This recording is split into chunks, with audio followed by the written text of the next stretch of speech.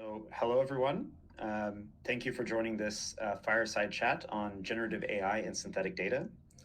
This type of AI has the potential to create new, creative, and innovative ideas, as well as to automate certain processes or tasks. We'll discuss how generative AI works, the different types of applications it could have, and the ethics and implications of this field.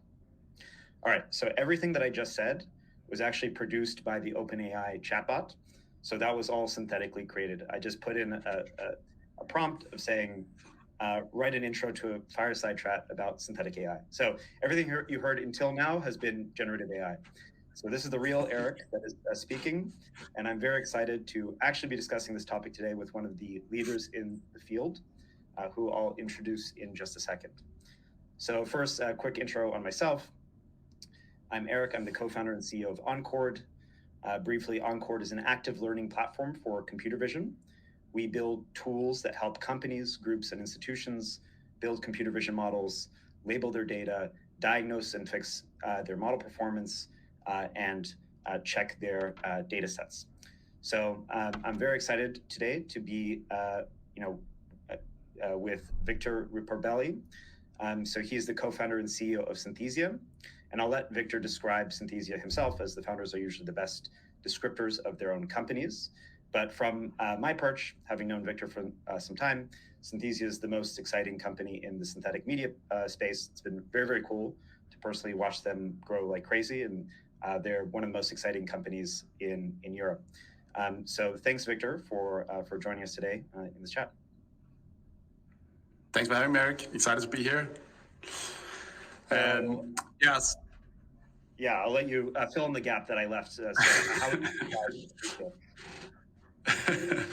thanks so much for the kind words. So I'm Victor, and I'm the CEO and one of the co-founders of Synthesia. And at Synthesia, our mission really is fairly simple. We want to make it easy for everyone to create video content.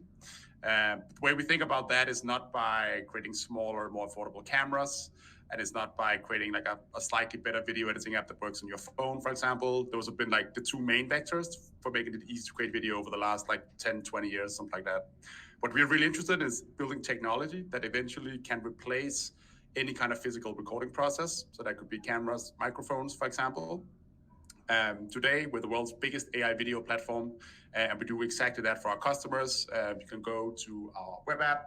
Entry starts at $30 a month, and you can create video content without having to use cameras, actors, studios, all that stuff. You simply just select an actor, type out your script, use this sort of PowerPoint Canva style editor that sits around it, and you can make video content very quickly and very fast, right? Very, very different process to having to deal with cameras, actors, and those types of things. Today, we predominantly work with what I call business communication. So we see a lot of training, learning, marketing, sales content. An interesting proxy to think about this is sort of all the type of content that otherwise would live in slides or PDF documents is the kind of things that our customers use Synthesia for instead. In a 5-10 year horizon, our mission is to enable anyone to make a Hollywood film with their laptop with just their imagination and a Synthesia login. There's obviously still some way to go from where we are today, but I'm very convinced that we have the right team and that the space and the general community is moving so fast right now that we might see this even a lot faster than 5 years. And we're around 140 people. We've raised a bit less than $70 million, and we've been going for 5 years. So before generative AI was cool, we started building in this space, and it's super cool to see how much has happened in just the last, 3 or 4 months, right? It's things are advancing at a pretty crazy pace right now. Cool. Yeah. So, I mean, there's a lot of things to cover, as this space is now extremely topical. It's very, very interesting. We'll do the first part of the chat, just kind of having an informal discussion. We also have a bunch of questions from Q&A that we'll get to towards the end. I guess to start off, there's so many different applications for synthetic media. How did you guys personally decide this business communications route? What was the impetus for that? Well, I think it's it's ultimately something that we kind of were guided towards by the market, right? So we started 5 years ago when I think it was very difficult to extrapolate what the sort of product that we have would look like. And I think, in many ways, we sort of did what you're not supposed to do, which is we sort of started with the technology that we felt was going to change the world. And then we tried to figure out what problems can we solve with this technology, right? We kind of knew the end goal. We want to, enable someone to create really advanced and very cool video content, just using AI without any cameras. But obviously, especially 5 years ago, that would have been a pretty insurmountable target to sort of reach for, right? So what we tried to do was try to really understand video production, really just deconstruct what is video production, which for us meant talking to, I think, like 500 people over the course of a year while we were building the first iterations of the technology. And really just trying to figure out who creates video content, why do they create video content, where are the biggest problems with video content, and how can we sort of try and then put together all of those pieces in kind of a sequence we think makes sense, right? And that sequence, of course, is about sort of what do we think we feasibly can build within a time frame, and how could that have value to the market. So the very first thing we sort of came up with was, okay, we could build this tech, which is kind of AI dubbing, right? So some of those who know of us may have seen the David Beckham videos we did way back where he spoke 9 different languages. Essentially what we could do here is give us a video of someone looking at the camera, speaking to the camera, and we can change what he or she says by replacing the speech and basically re-animating the face to match that speech, right? That was sort of the first iteration of the product that we had, where we felt like we can at least go out, we can use this, we can sell it to someone. We very quickly figured out that it didn't scale very well. Every video is different in its own way. It took a PhD 3 days to create just a single video. It's fairly expensive. And the people who could kind of pay for this was mostly like advertisements, projects or videos that had like a pretty big budget. And for those kind of projects that had like $1 million budgets, it was useful, but it was very incremental, because if you're already spending $5 million on making an ad campaign, you can also afford to switch out one of the actors with someone who speaks Spanish or German or something like that, right? Plus, we could not deliver anything end to end. We were just this sort of little part of the value chain. But it did enable us to go out, battle test the technology, meet a bunch of people, and get a much deeper understanding of what are the problems with video. And to make a very long story short, we sort of zigged and zagged around, but what we figured out was that actually the people who have the biggest problem with video production today is not the people who create Hollywood films, it's not the people who create high-level advertisements. It's actually people who create much more boring, down-to-earth, not very sexy video content. Corporate trainings, marketing videos, sales videos. All these people who create these videos generally have to fight for budget. They have to fight for time. It's a really long process to create even a very simple piece of content. They care a lot about things like localization. If you're a big multinational company, you create training videos, for example, that's a huge value add. So for these people, it was a really big problem to create video content, right? Because they didn't have the budget or the skills to make it. Whereas if you work in an advertising agency, sure, it's expensive, it takes a long time, but you'll get there, right? So what we figured out was that the really interesting proposition would be if we could dial down the kind of quality a little bit, but enable something which was like 10,000 times easier and faster than traditional video, and same on the kind of cost. That could potentially be a really interesting product. And that's how we got to the text-to-video platform, which we have today, where we can't do as advanced things as we could with the first iteration of the technology. It is sort of today at least like sort of very fixed. You have this avatar, it's like talking at the screen, but that works really well for the types of content that we found product market fit with. And what we figured was just for these people, that was a huge value add, right? And part of, I think, that realization was actually figuring out that we thought we were kind of like targeting the video production market initially. That was what we went after. That was why we went with the AI dubbing, right? But actually, what was much more interesting is to create a new market. And that new market for us is actually text. So most of the people who use Synthesia today don't really think of themselves as necessarily replacing something they would otherwise have shot with a camera.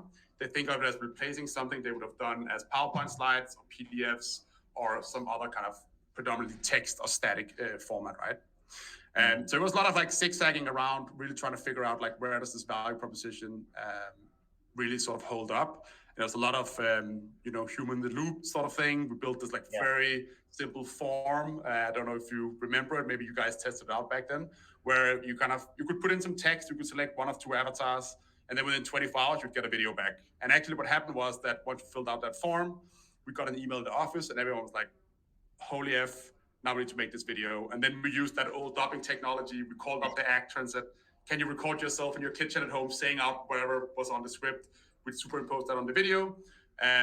But what we found out was that even if this experience was like still half crappy and it was 24 hours, not like 2 minutes as it is today, people really loved the idea of being able to just type something in a browser and get a video back, even if the quality wasn't perfect.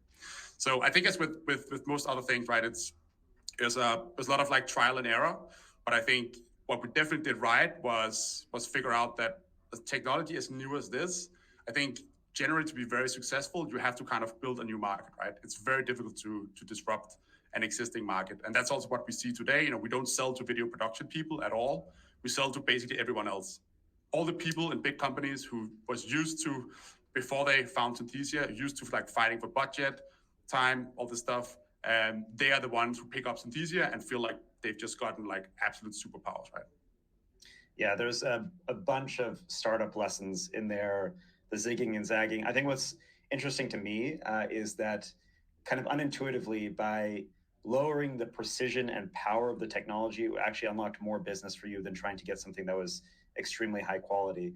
And I think you're right. A lot of people, they go for the technology first and then think of how to apply for the business, where really you should just talk to a bunch of people, figure out the problem that they have, and then solve it with the technology as a tool. I think one of the most interesting startup origin stories is actually how you guys started your company. I don't know if you can briefly explain like how you guys started in the first place, because I think everything that you set up to now is like a great kind of traditional startup journey, but how you started is I think relatively unique. Yeah, I mean, so if we go all the way back, if like the sort of quick TLDR, so I'm from Denmark originally and kind of always been a huge sci-fi nerd, huge computer geek, and figured out in my late teens I could turn that into a career, which was pretty awesome. Began working in like a bunch of startups in the Danish startup scene. That was really fun. Also met my today co-founder Stefan there. And I really found out that I had a huge passion for building products. But I also found out that after doing that for like 3 or 4 years, I just wasn't super passionate about building like accounting software and other like a bit more like vanilla business applications.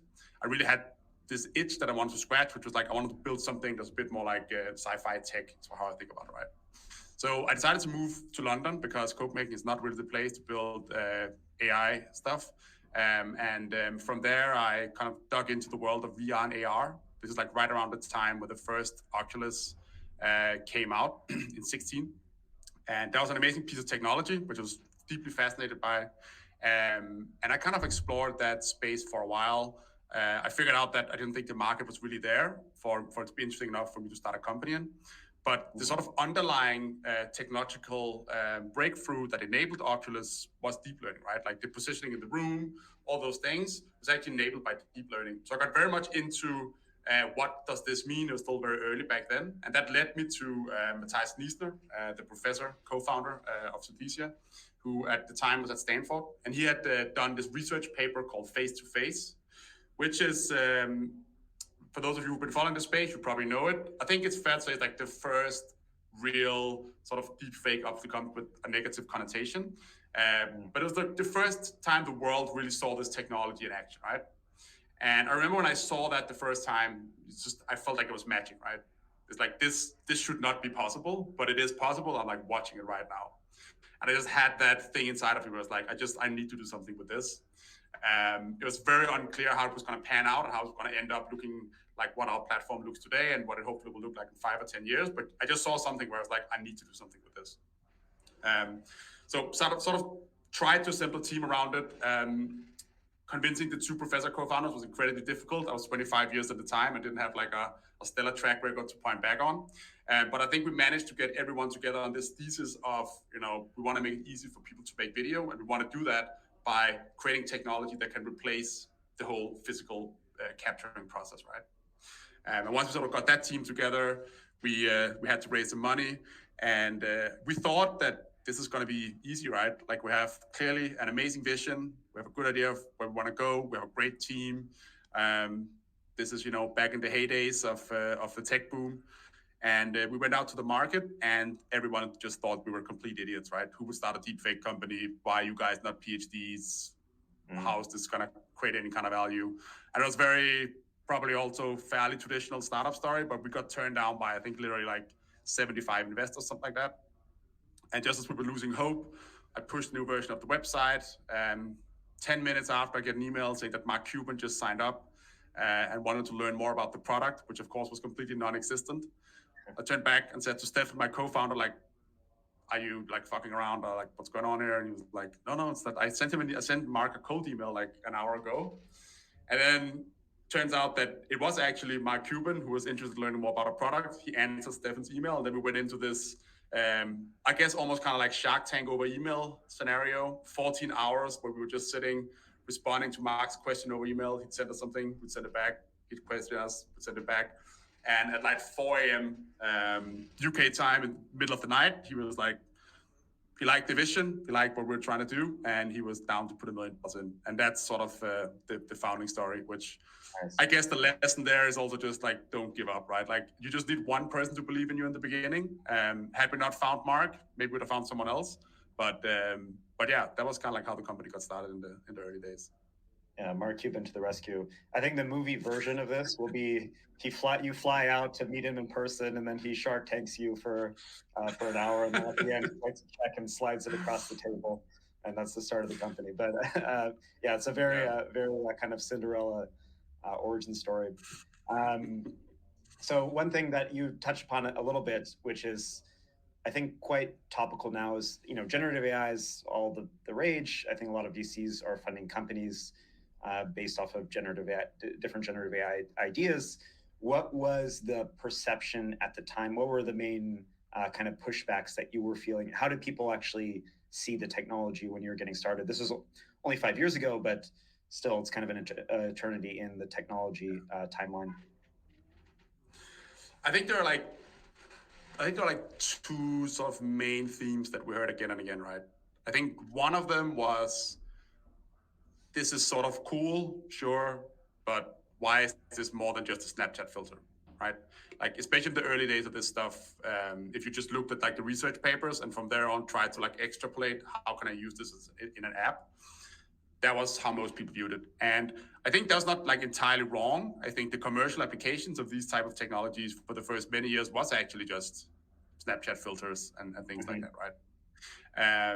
It was definitely very hard for people to imagine, well, like Stable Diffusion today, for example, right? Like 5 years ago, you would have sounded like a crazy person. All the stuff that we do today, you'd also sound like a crazy person. I was like, there's so many steps that had to be taken. And I think it was very difficult for people to comprehend the growth rate of AI research, which has just been phenomenal over the last 3 or 4 years, right? Like faster than any other, I think, faster than Moore's law and all these other things that people had kind of accustomed themselves to thinking in. So I think it's hard to blame people for that, because I think it is very new, and it's even for us who are in the space, I'm sure you guys are feeling the same. It's like, it's just absolutely incredible how like 1 week to the other, there's just been a new breakthrough, right? Yeah. But that was hard to anticipate for people back then. The other thing I think was there's a lot of this like deep fake narrative, which especially 5 years ago, it was very difficult to kind of get rid of that in sort of our story. It's never something we strayed away from. I think, it would be very naive to think that bad actors will not pick up these technologies. They certainly already have, and it's a huge risk that we have to address. But that sort of theme just completely overshadowed all the amazing creative things you can also do with these technologies. And of course, that has yet to be seen, but we've always felt very strongly that this is the same reaction we see every time a new piece of powerful technology comes out. People initially fear it, and that's the narrative. And then, eventually down the line, society evolves with the technology. It'll be used by bad people, but overall, it's sort of a net positive thing for society, right? Which has always been our thesis. But people couldn't really kind of get away from that. And I think in retrospect, that has been amazing for us, because the first 3 or 4 years, we basically had alone, right? Like everyone was looking other places.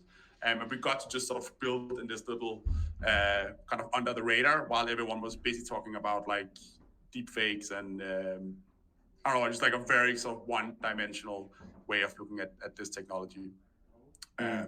But I think the narrative is probably fairly similar to most really powerful technologies, right? Like most people don't believe it until they can see it. And I think what we've seen the last 4 to 6 months is like, now you can go in, you can create a Synthesia video by typing in some text. You can go to DALL-E or Stable Diffusion, and you can type in a text prompt and get a really cool image out. Then it all of a sudden is a lot easier to understand for people, right? Like, I think it's very hard to underestimate how little creativity most people have. And I think that's just like, that's just how it is. And as an entrepreneur, you just have to like keep on pushing, right? Yeah, it's imagination. Like, just to go one step further is sometimes hard for people. They believe exactly what they see, but they can't extrapolate a little bit further.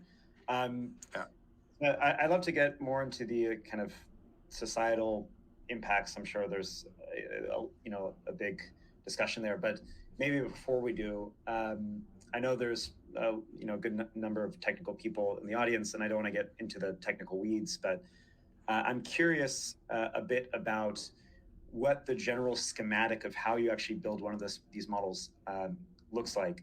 So in comparison, we work with a lot of supervised learning companies.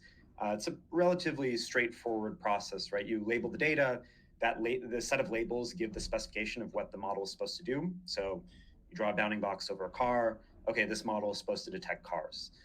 And then when it doesn't detect cars, it detects something else. You match it against that bounding box of where the car should be.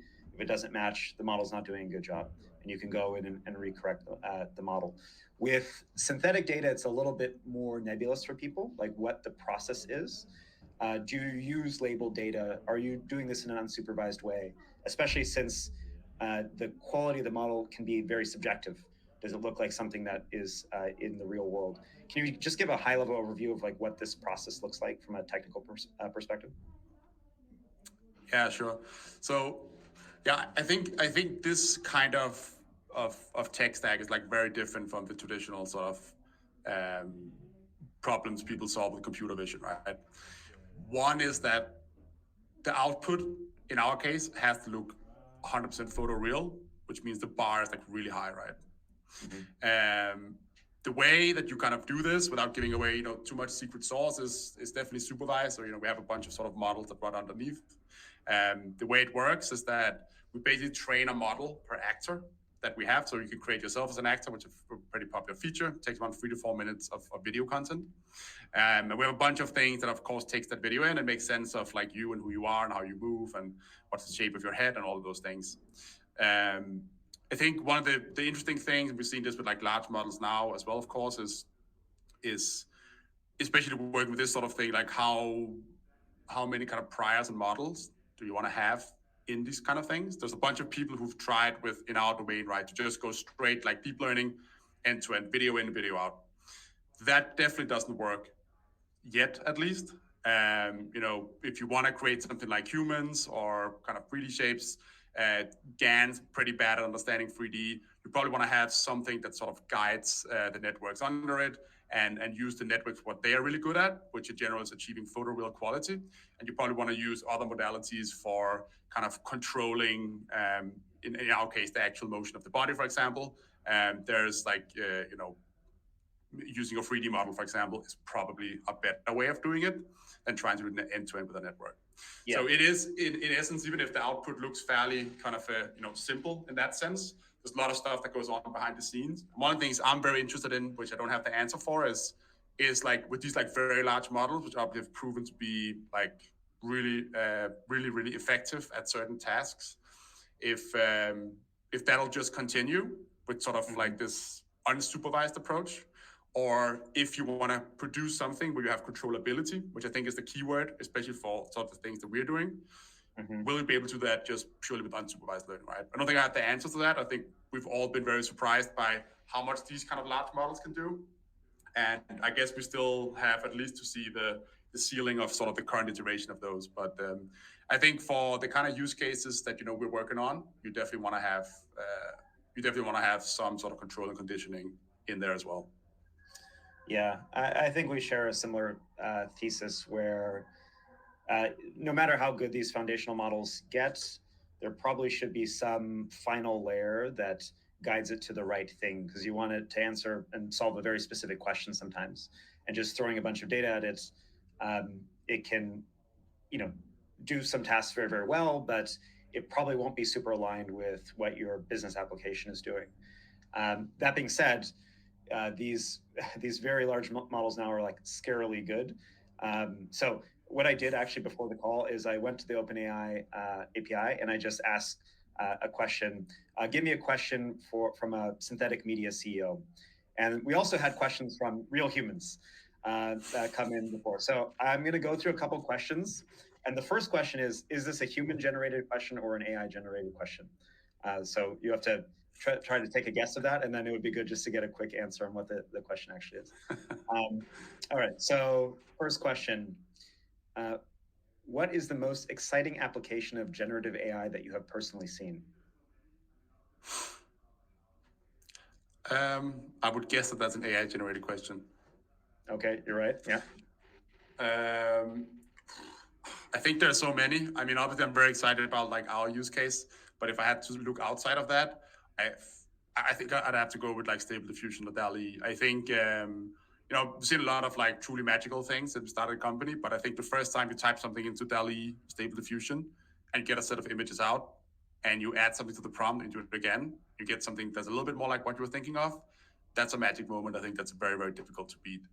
But I'm also very excited about using the new GPT-3 chat product, which I haven't gotten to play around with yet, but from what I can tell from peers and friends and colleagues, is very, very impressive. Yeah, okay, so that's, all right, so the second question, what strategies do you employ to ensure that your AI systems are producing content that is compliant with laws and regulations? So we have, we had this kind of ethical framework. Is it a human question or an AI question? What do you think? I think it's a human question. That's an AI question. Really? Yeah. Very impressive. Well, yes, to answer the question, so we have like, I'll give the short answer because we do a lot of things, but at its core, we have this sort of ethical framework. Like the first one, which is very important, is that we never do anything without consent. That's been a rule from day one. We've never done a funny Obama video or Trump video for the PR boost. We've always, done the hard work of actually getting to work with real celebrities, and that's something we'll continue doing. So consent is very important to us. On a content level, we also employ quite heavy content moderation. So we have 2 layers of moderation. Obviously, I'm not going to go into too much detail about how they work, but let's just say there's a level of automation involved in it. Filtering out things like hate speech is pretty easy. Where it gets a bit harder is, are you creating content that explains how blockchain works? Or are you creating content that promotes, pump and dump crypto scam sort of thing? Or, a health diet that's unrealistic, or whatever kind of topics where we feel like we need to sort of take a stance. And we probably take, a harsher stance than most would. We're a B2B business, and frankly, we just don't want people creating questionable content. So we employ kind of that system, which works really well today. And I actually have a pretty good feeling that will sort of scale with us as we grow. Maybe one day we will operate at sort of social media scale, but I think as long as you're like a B2B business, there's it's fairly reasonable to do it in this way, with both automation and real human moderation. Do you think that will be the case for other companies that are coming into the space, that they can keep the pace of the moderation with the technology itself? I think it's so different from company to company. If you're doing something like, if you're creating like fun clips for social media, it's probably a lot harder to kind of moderate that. A lot of people are solving that today by building these like very on rails experiences, right? Where you constrain what the user can do to make sure that you can't use it for like bullying, harassment. I don't think I have the answer for like everything. I can tell that I just got back from Brussels actually. So the EU is looking into this AI Act, which is this kind of regulatory framework for looking at different applications of AI. And I think that they will definitely take a stance on non-consensual content in terms of transparency obligations, but also potentially placing companies that do non-consensual content and putting them in the high-risk category of AI companies, which means that you have to adhere to a very kind of strict set of governance rules.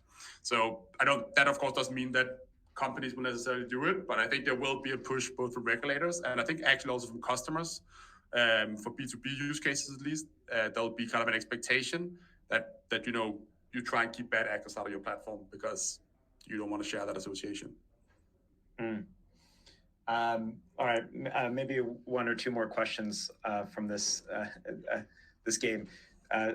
So we haven't talked much about synthetic data, but this question was, what do you think will be some of the most surprising uses of synthetic data? Human or AI first?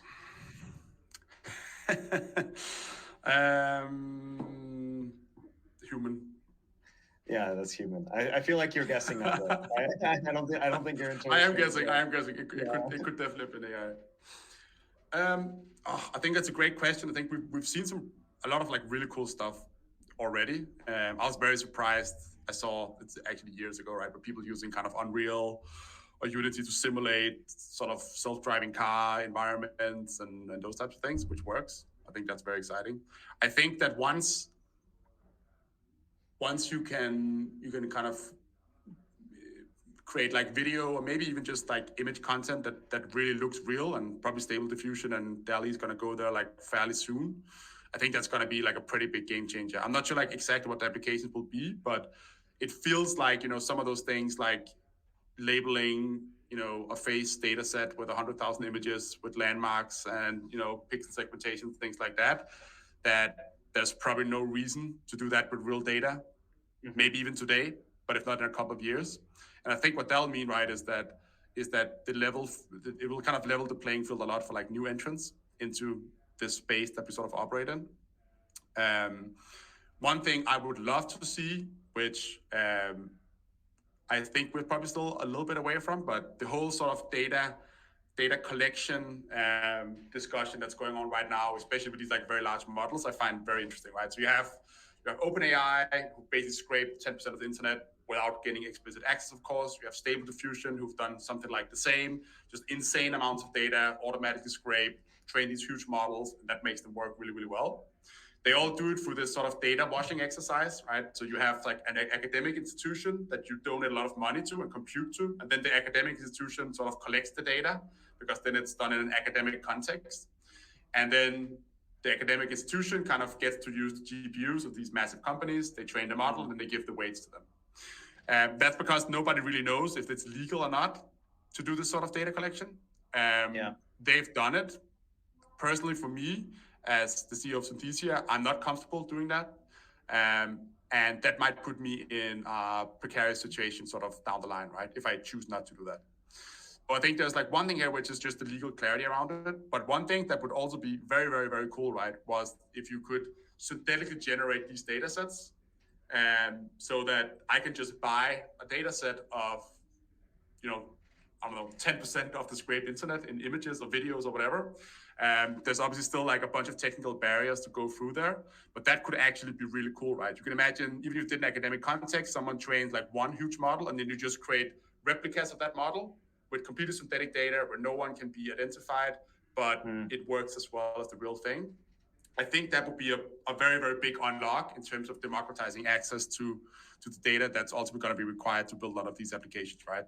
It's a bit more of a filed one, but I think there's something interesting in sort of that idea.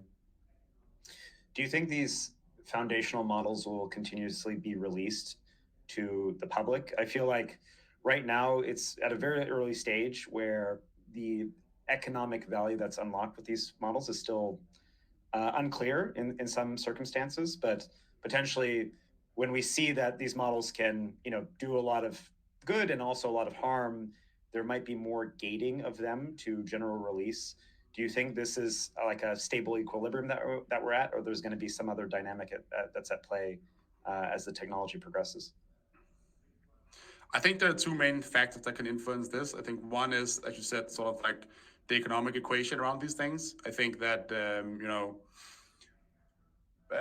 I think what'll be interesting is sort of like OpenAI obviously has built a huge ecosystem of apps on top of them now. I'm not sure how much of that economic value they capture and how much they can capture.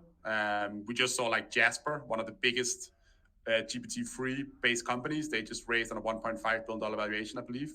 And they've basically built this like text generation tool, right? They just announced that they're going to be building their own thing. And I think for OpenAI, it kind of poses a bit of a problem if people use it as like a springboard to kind of test out an idea, get going with it, and then ultimately replace them. Probably there's still a very big business to be built there, but is it the scale of like Google? I don't know, maybe. But that thing is one thing that can influence it. I think Stable Diffusion is a bit more the same. I think it's Stability AI, I guess, is like the company behind all this, right? It seems a bit more unclear to me, like what their interests are, like how interested they actually are in building a business. It seems a bit more sort of ideological from that point of view. They've already now, in their latest release, they've taken out a lot of the copyrighted material. They've taken out all the pornography material, which I think is a good step for the world. But I don't know. I think if they are motivated by economics, I think that someone like Stability AI will also find that it will be net negative for them to keep releasing these things as open source, right? Like before they even built their own UX on top of Stable Diffusion, people had already built like Photoshop, Figma, Canva plugins. And I don't know how that's going to pan out them from like a business perspective. It may also be okay, right? I guess the open source business model can work for few, and maybe they'll be one of the few where it works for. But in general, I think there's been a bit of a disappointment in like actually making that model work over the last like 5 years or so. And then the other force is of course regulatory. I think this one is a lot harder, and the cat's out of the box, right? Like you're not going to put it back in. But I could imagine with the pace of innovation and we're seeing right now that there could be a bigger backlash towards these technologies in the next 5 years. And if that's the case, I think you could see like very strict regulation on especially these like very large foundational models, which may not be HDI, but are powerful enough to almost pass as it, right? But I think it's hard to speculate about. I think with all these things, it's also very difficult now. It's like clearly the technology is amazing. Clearly there's a lot of things to be built on it. But as you said, what's the actual kind of like market size of it today? I think that's still unclear, right? And I always go back to, especially when we think about Synthesia and like our strategy, where does it provide utility to people, right? Yeah. You take something like Stable Diffusion or DALL-E, I'm always a bit like, it's clearly amazing, it's fantastic for artists, and it's very, very cool. But if you're sitting at a big corporation and you need to make a PowerPoint slide and you need to get an image of something, you're still way better off just searching the Shutterstock library, which has 100 million images that are all real and look good. You can do one search or two searches and you'll find the picture you want, versus trying to prompt engineer your way into something where there's still just too many glitches, still looks too weird for you to actually use it, right? So I think it's yet to be seen how fast they'll improve and what the use cases will be, but I think will have a big impact on this as well. Yeah, I think you kind of hit upon it earlier, where the technology will essentially make its own market. I mean, similar to the internet, you wouldn't have imagined, social media as being a huge market in the 90s. And the internet essentially facilitated the ability to create a whole new commercial avenue that wasn't really in people's imaginations before. So the business will follow the technology, I do think. So I do want to move to Q&A because I think we have a few questions. Maybe right before, just to go back a little bit on what you said about synthetic data and using that to actually train models. It's something we have looked at as well. And what we can say is that for certain use cases, I think it can be used effectively, especially where you have 3D models that do give very realistic physics of the situation. So I think they're using it a lot in self-driving cars, for instance. But for a lot of applications, the problem is kind of garbage in, garbage out, where if the synthetic data isn't really well calibrated to the real world application, then you're just going to confuse your model and it won't do a good job in the actual use case that you're trying to train it for. I do think this will kind of evolve over time, but as of now, the bar is mostly towards just use real data and let's wait and see how synthetic data catches up. Okay, sure. So with that, I'll transition over to some audience questions. So as you said, the rate at which generative AI research is advancing right now is very fast. How long do you think it can continue at this rate? I mean, this question is always so difficult, right? I think one thing that I feel fairly certain about is that it doesn't feel like we've hit the ceiling yet of just throwing more data and more compute at the problem. And that also very much seems to be, the thesis in OpenAI and Stability AI and a lot of the companies who are working on this stuff. So, I mean, GPT-4 is going to come out in a couple of months. The rumor is the rumor, and the rumors is that that's going to be like a serious step change for GPT-3, which in itself would be pretty wild, I think. Hard to tell, yeah. So it seems like it will continue at some point. I think what we've generally seen in this space, right, is that it's more kind of it's not a straight line, right? It's not like month by month it gets like better and better. It's generally you have these sort of steps that we go up. I don't know if language models change that, but if we take that into consideration, I'd expect that the kind of improvements from now on will maybe be like a bit more incremental for the next year or so until someone figures out how to train like video generation model that actually really works.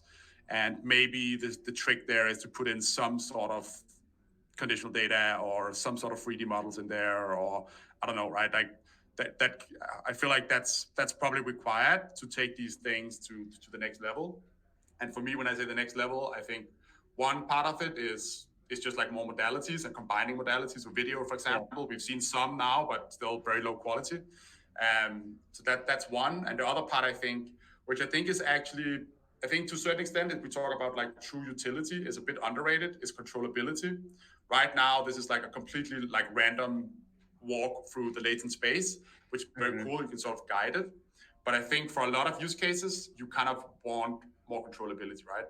You mentioned a little bit yourself as well. I think a big part of the way we'll see this implemented is that people will sort of use these foundational models.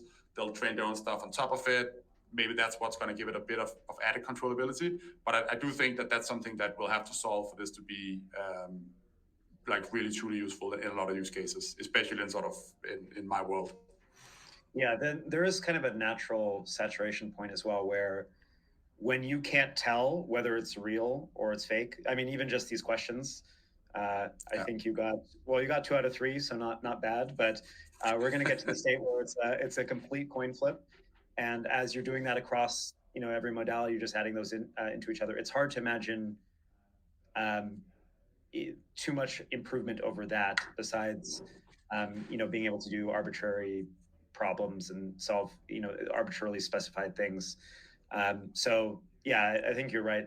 We don't know where the ceiling is now, but I do see at least a place where the technology has to kind of pivot one way or the other, and there we won't know what the actual use cases will look like, as we're still very early on for that.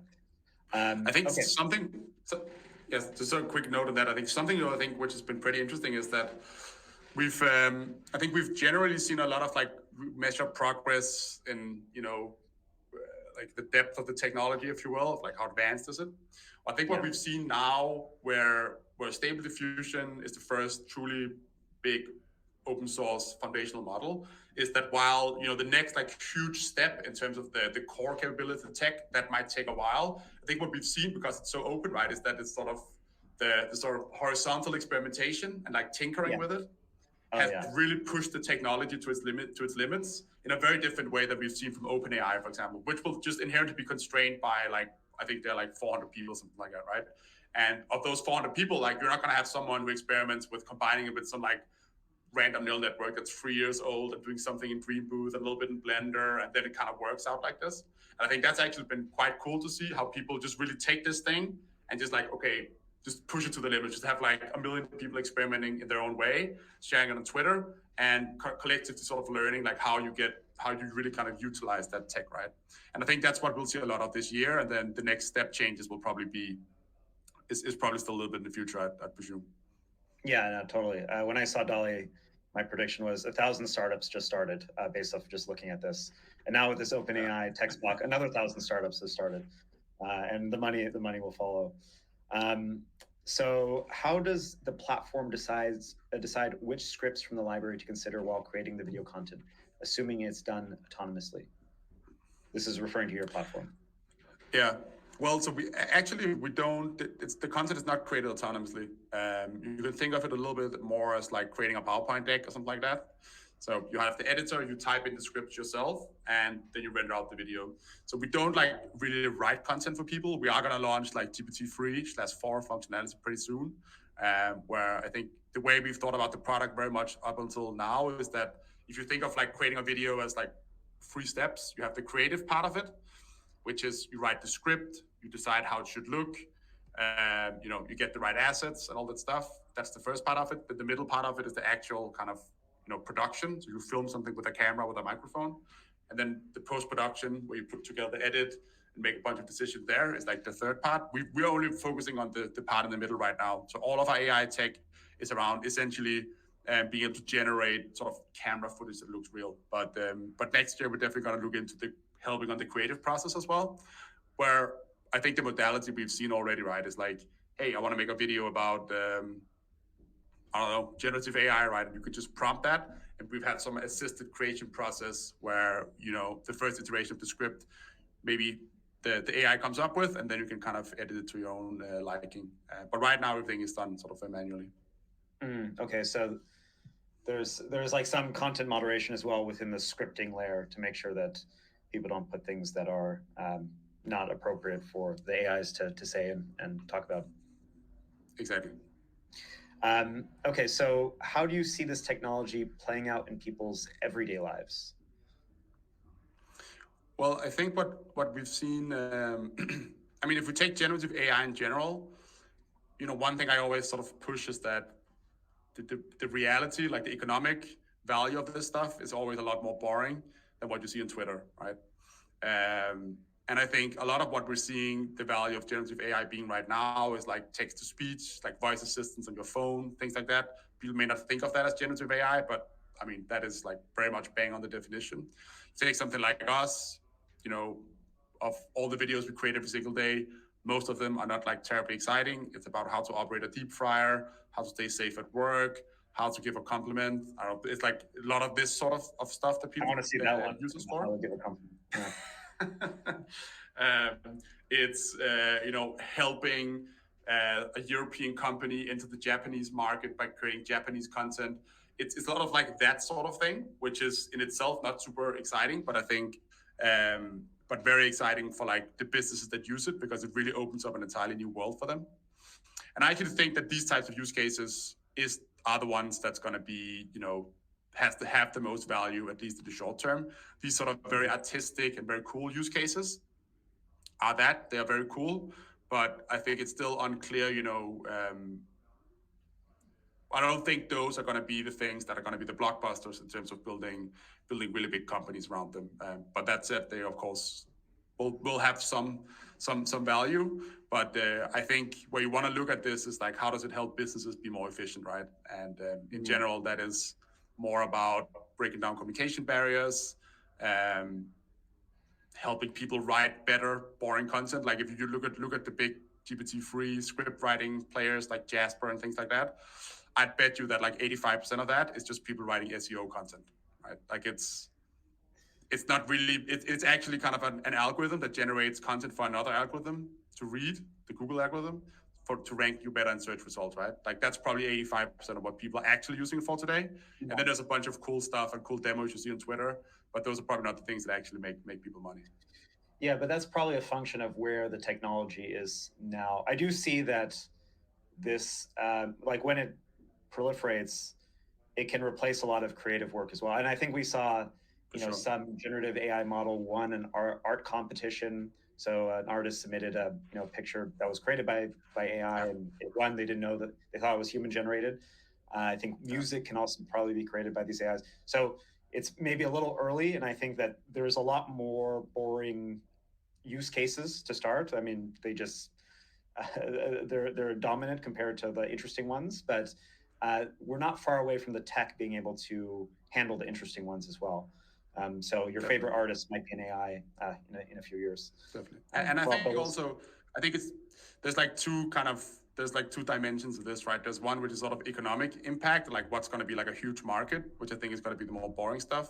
But then there's like cultural and societal impact, where I think things like music, art will be much bigger, right? But if you look at those as like just markets in the world economy, like the market for music is like insanely small compared to Yeah. any other market in the world, right? Like but culture, it of course has like a huge impact. And we'll probably see something similar with this stuff. Yeah, I mean, human attention is much more focused on music than it is on SEO content. So, Exactly. well, at least I hope so. My attention is on SEO content, unfortunately, and our team. What is the long-term vision for Synthesia? So the thing we're really excited about, like this sort of North Star here, is really enabling anyone to make Hollywood grade video from their laptop with just a Synthesia login and their imagination. One thing that's very important for us in this is that it's easy, right? And something that everyone can do. There will probably be people or other products where people can, make more advanced things, maybe also faster than what we can do, to like gets to it quicker than we can.